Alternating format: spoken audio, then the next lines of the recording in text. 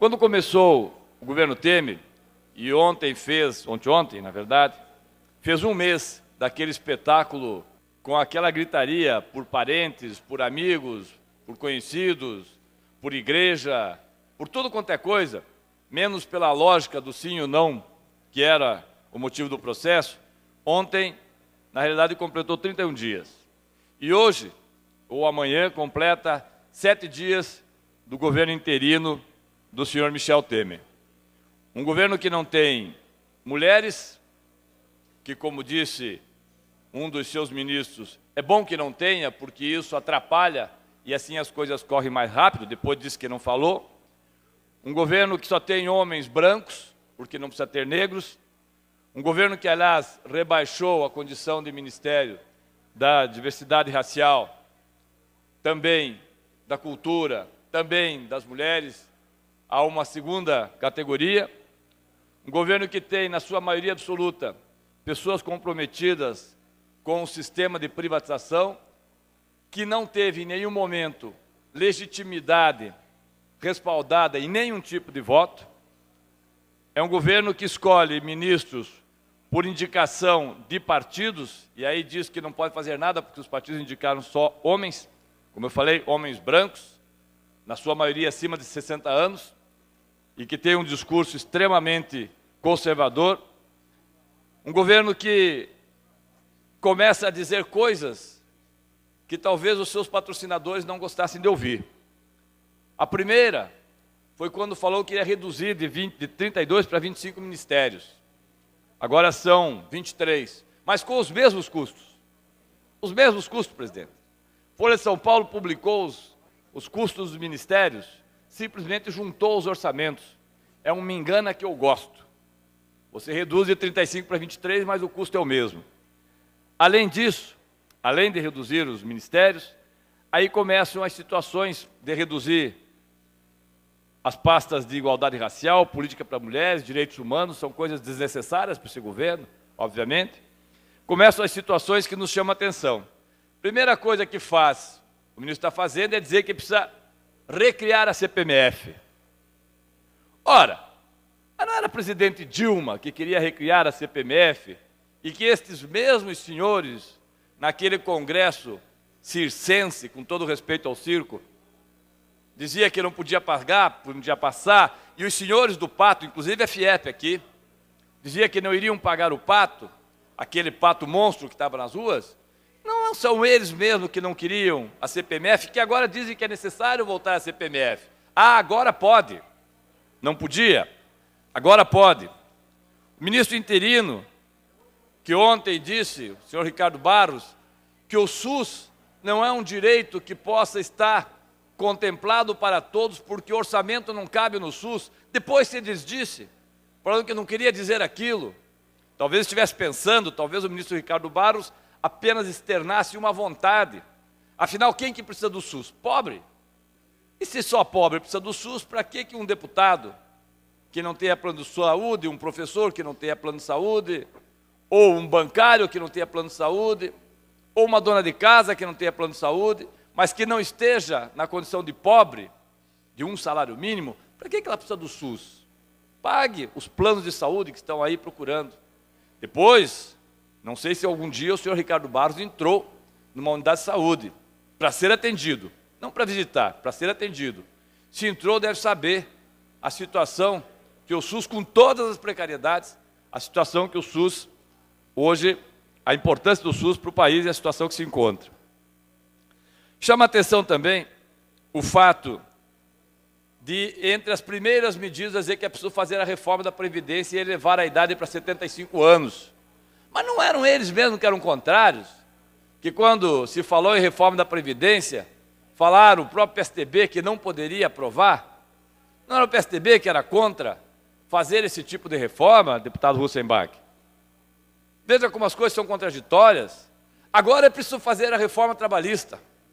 Agora é preciso fazer a reforma da Previdência. Agora a CPMF precisa voltar. Agora nós precisamos voltar a discutir, inclusive, o pré-sal.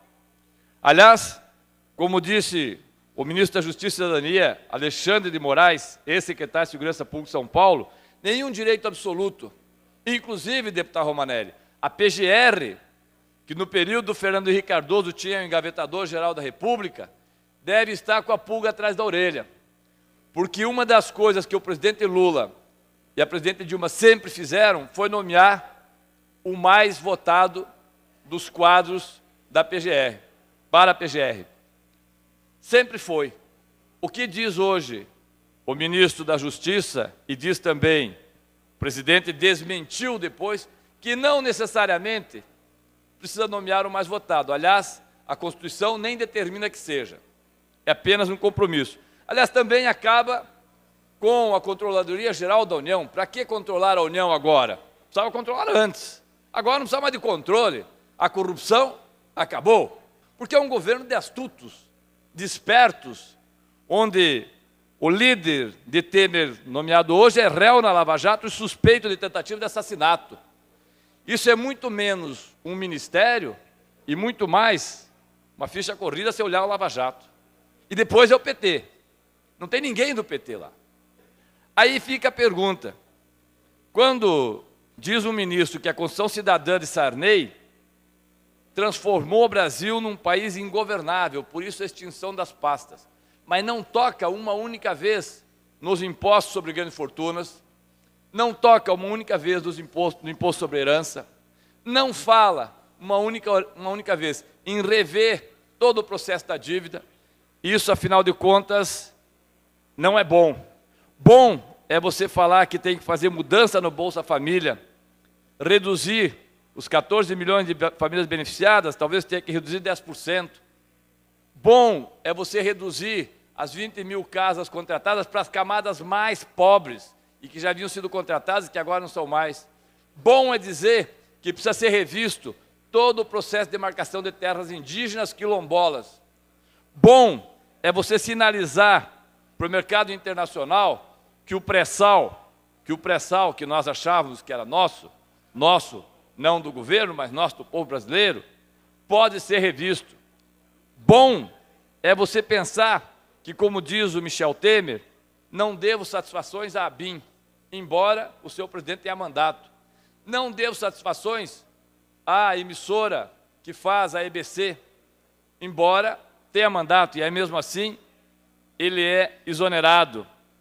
Bom é o senhor Michel Temer, e com o seu ministro interino Moreira Franco, dizer que tudo que for privatizável vai ser privatizado, ainda que nós estejamos com uma semana de governo. Bom é ver o colunista Jânio de Freitas, nesse domingo, citar no artigo da Folha, que o empresário Daniel Dantas, do Banco Opportunity, ou mesmo do Sete Agarra, que conseguiu deputado Pérez, 2 habeas corpus em 48 horas dados pelo ministro que agora é presidente do Superior Tribunal Eleitoral, esse mesmo senhor, dizer que ele é um dos articuladores da abertura do petróleo do pré-sal para empresas estrangeiras. Bom é nós vermos que este governo, que tem 7 dias, é o governo mais contestado da história. Talvez seja isso. Um governo sem nenhuma legitimidade. Um governo que é contestado não pelos petistas, mas por toda a população que hoje está dentro da rua.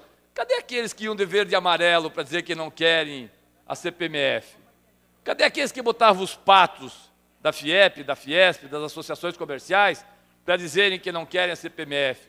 A OAB hoje diz que não quer a CPMF. E o que a OAB vai fazer se passar a CPMF? Não vai fazer absolutamente nada.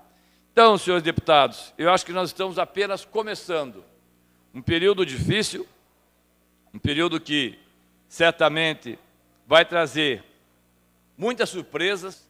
Por isso, senhor presidente e senhores deputados, nós estamos apenas iniciando. Apenas iniciando.